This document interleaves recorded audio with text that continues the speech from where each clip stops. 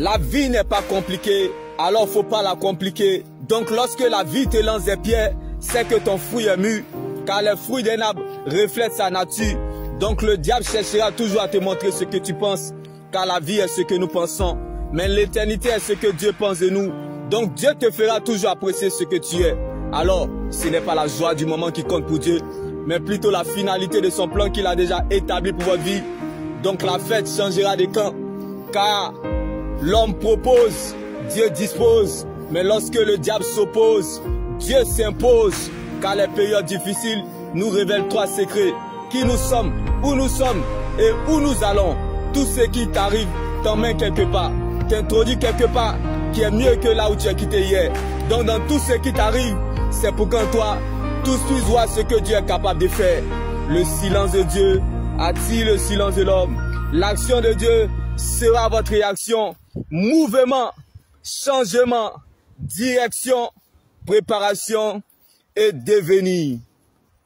Donc, même si je suis fatigué, chargé, épuisé, découragé sur la route de la vie éternelle, je peux tomber, trébucher, même les yeux fermés, mais à cause de la parole de Dieu, je continuerai à aller vers la direction du ciel, car c'est là ma finalité, bien-aimés.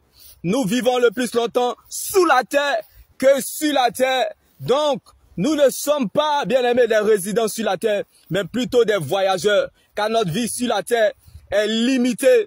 Donc, vivre heureux et dans le bonheur n'est pas de vivre longtemps, mais plutôt d'accomplir sa mission sur la terre. Mais accomplir sa mission sur la terre ne dépend pas de notre état social, car ce n'est pas ton rang social qui compte pour Dieu, mais plutôt ton rang dans le royaume des cieux.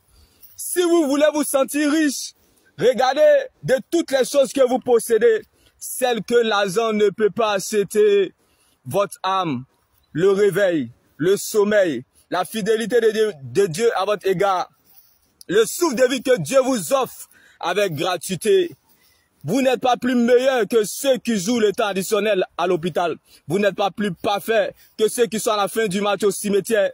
Pour celui qui vit, il peut toujours encore attendre quelque chose, car un chien vivant vaut mieux qu'un lion mort. Alors ne vous faites pas de soucis de ce qui ne peut pas ajouter un seul jour à votre existence, car la mort est le meilleur conseil que je connaisse. Le piège évité de penser que vous devez perdre quelque chose sur la terre. Vous n'avez rien apporté, alors vous ne pouvez rien emporter. Vous êtes venus nus, vous retournerez nus.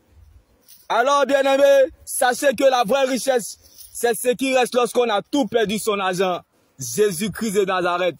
Alors, bien-aimés, si Dieu vous utilise pour enlever la douleur de quelqu'un, vous êtes plus qu'un milliardaire. Car, bien-aimés, c'est par le sens du sacrifice pour les autres qu'on devient roi. Jésus, riche qu'il était, s'est fait pauvre. Lion qu'il était, s'est fait agneau. Roi qu'il était, s'est fait serviteur en lavant le pied de ses disciples. Alléluia. La grande et vraie foi, ce n'est pas d'obtenir des choses soi-même, mais pour les autres, en les relevant, aidant, servant et soutenant. La grande et vraie foi, ce n'est pas sortir victorieux des épreuves de la vie, mais de sortir victorieux des épreuves de l'éternité. Alors ne laisse personne te priver de ton éternité, qui est l'enjeu majeur de ton existence. Reste focalisé sur le Seigneur Jésus-Christ seul, car la preuve, la valeur et la raison de ton essence, c'est ton salut en Jésus. Il n'y a pas de royauté sans bergerie. Tu ne peux pas servir si tu n'es pas serveur. Car bien-aimé, pendant que Dieu cherche des brebis, il y a des cabris dans la bergerie. Ah bien-aimé, ne cherche pas à servir Dieu à cause des hommes, mais sers les hommes à cause de Dieu. Ne cherche pas à plaire aux hommes pour servir Dieu, mais sers les hommes pour plaire à Dieu, bien-aimé. N'attends pas d'être à l'aise, bien-aimé, d'abord, et faire les choses de Dieu. Mais fais les choses de Dieu pour que Dieu te mette à l'aise, bien-aimé. Car la grande et vraie foi, c'est de chercher, suivre et servir Dieu. La grande et vraie foi, c'est de relever les pauvres, soutenir les veuves et, bien-aimé, servir les orphelins. Car la Bible pouvait nous le dire, celui qui s'intéresse à la peau, aux pauvres, à la veuve et à l'orphelin, au jour du malheur, l'Éternel en délivre. Le malheur atteint souvent le juste, mais l'Éternel en délivre toujours. Ça veut dire le malheur vient souvent, mais la délivrance est toujours. car les bontés de l'Éternel ne sont point épuisées. Ses compassions ne sont pas à l'éternel. Elles se renouvellent chaque matin, bien-aimés. Rappelez-vous, lorsque vous quitterez cette terre, vous n'emporterez rien de ce que vous avez reçu, mais plutôt de ce que vous avez donné. Donc il y a quelque chose que tu peux donner aux autres, quand bien même que tu n'as rien. La chose de Dieu qui est en toi, certainement te donnera accès à ta liberté. Car Paul et Silas étaient en prison, mais l'évangile n'était pas prisonnier. Jérémie était dans le trou, mais l'exhortation était toujours en mouvement. David était dans la solitude, mais l'adoration n'était pas isolée. Joseph était oublié en prison, mais la louange ne l'a pas abandonné. Un mort ne loue pas Dieu, l'Éternel te veut vivant. Que tout ce qui respire loue l'Éternel, car Dieu siège dans la louange. C'est par le sens du sacrifice pour les autres qu'on devient roi. Quand on fait un mauvais choix, on devient un adorateur. Mais quand on fait un bon choix, on devient un intercesseur. Car l'avenir d'une église dépend de son intercession. L'avenir du peuple dépend de son obéissance à Dieu. Et les fruits que nous recherchons pour notre liberté dépendent de notre relation avec Dieu. Car c'est de notre relation avec Dieu que découle tout le reste. Il n'y a rien que le diable a ajouté sur votre vie que Dieu ne vous a pas donné. Oui, il n'y a rien que le diable a ajouté sur votre vie que Dieu ne vous a pas donné, bien-aimés. Car la présence de Dieu est capable de faire pour toi ce que l'argent ne peut pas faire pour toi. Le diable peut voler l'argent pour te le donner, mais il ne pourra jamais voler un cœur pour te le donner. Ce Jésus-Christ est capable et peut ordonner à quelqu'un que tu n'as jamais vu afin de faire pour toi ce que les gens qui te connaissent n'ont jamais pu faire pour toi.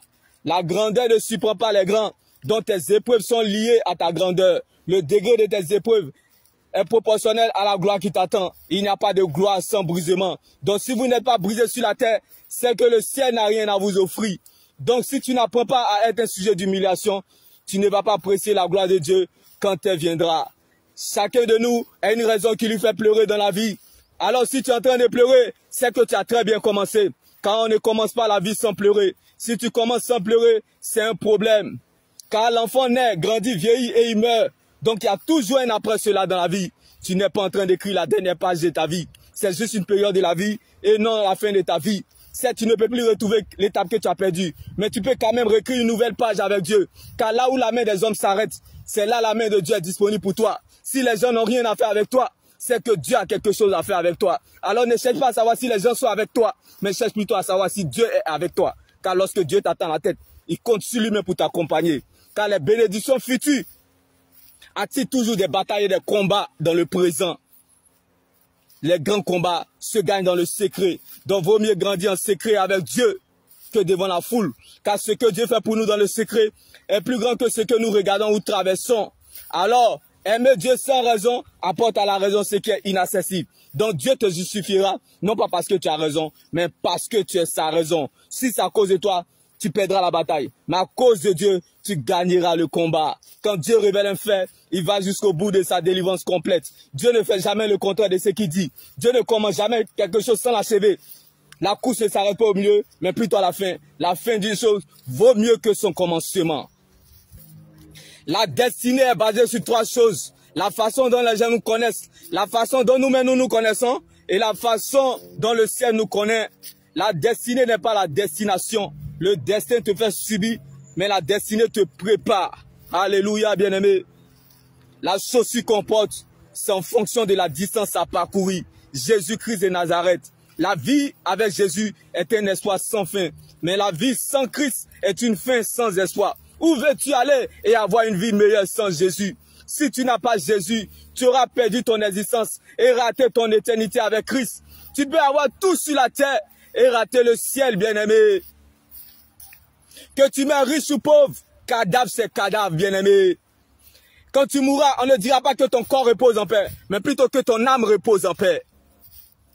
Donc la vie est un mensonge. Seule la mort nous dit la vérité. La mort est la plus grande humiliation. Donc si tu conserves ta vie, tu la perdras. Mais si tu perds ta vie à cause de Dieu, tu la retrouveras. On perd sur le même sol, mais on n'a pas le même sort. On perd sur le même sol, on n'a pas le même prix. On perd sur le même sol, mais on n'a pas le même propriétaire. Jésus-Christ n'est pas une option, mais une nécessité. Le vrai risque, c'est de mourir sans avoir vécu ce qu'on voulait vivre. Mais aussi, dans quelles conditions tu mourras, avec Jésus ou sans Jésus. Ne meurs pas seul, mais meurs avec Jésus. Shalom. Que la joie du Seigneur soit votre force et votre partage. Que Dieu prenne la forme de ce qui vous manque.